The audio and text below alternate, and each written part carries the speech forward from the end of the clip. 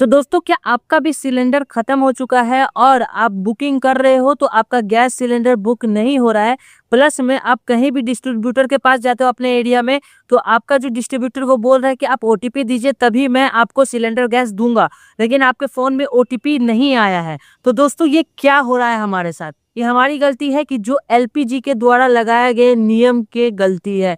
तो दोस्तों, इस वीडियो में मैं आपको पूरा स्टेप बाय स्टेप बताऊंगा कि किस तरीके से इसका सोल्यूशन किया जाए, हम लोग बुकिंग कैसे कर सकते हैं और क्या क्या नया रूल आ चुका है इस वीडियो में कंप्लीटली बताने वाला हूं। तो वीडियो को कंप्लीटली वॉच करना, बिल्कुल मत स्किप करना, नहीं तो आपको कुछ भी समझ में नहीं आएगा, फिर आपको बुकिंग करने में बहुत ज्यादा प्रॉब्लम होगी। तो चलिए इस वीडियो को शुरू करते हैं। मेरा नाम है शराब, देख रहे हैं हमारे चैनल आइसड्रॉइड। तो दोस्तों, इस रूल के बारे में जानिए। पहला रूल ये है कि अब जो भी आपको एलपीजी सिलेंडर मिलेगा वो आपको ओटीपी बेस्ड मिलेगा। ओटीपी बेस्ड यानी डिजिटल एलपीजी सिलेंडर सिस्टम हो चुका है। इससे क्या होगा कि जब तक आपके फोन में बुकिंग के बाद जो आपके फोन में ओटीपी आता है वो नहीं होगा तो आपको एलपीजी सिलेंडर नहीं मिलेगा।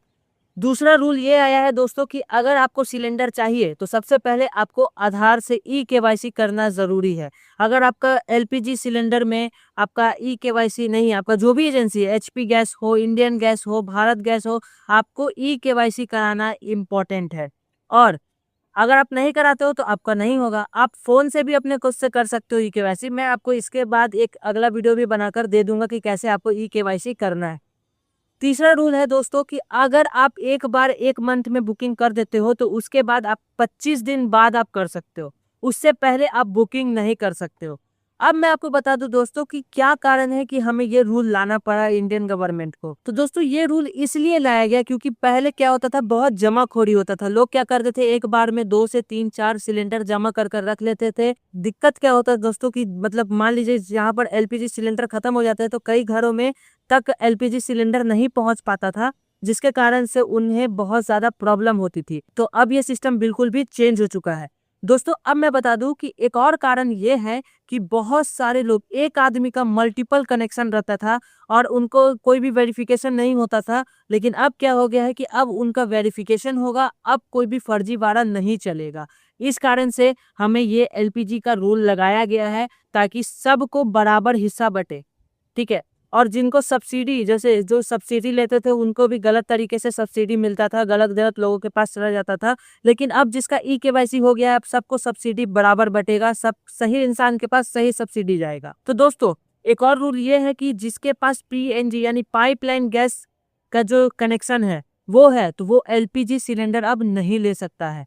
ठीक है, अलग से एक जो सिलेंडर आता है वो नहीं ले सकता है। पाइपलाइन है तो पाइपलाइन लीजिए, वरना आपको एलपीजी सिलेंडर नहीं मिलेगा। दोनों में से कोई एक आपको चूज करना पड़ेगा। तो ये रूल हमारे लिए बहुत ही बेनिफिशियल है दोस्तों। अब सबके घरों में बराबर सिलेंडर बटेगी। और एक और रीजन भी हो सकता है कि हमारे जो युद्ध चल रहे हैं, देख सकते हो, उसका कारण भी है कि एलपीजी की कमी हो सकती है। तो गवर्नमेंट यही सोच समझ के की है कि सबके घरों में डेली रेगुलर बेसिस पे सिलेंडर मिले, मंथली टू मंथली, घर में सिलेंडर की खाने की कमी ना हो, आप लोग को बराबर बटे।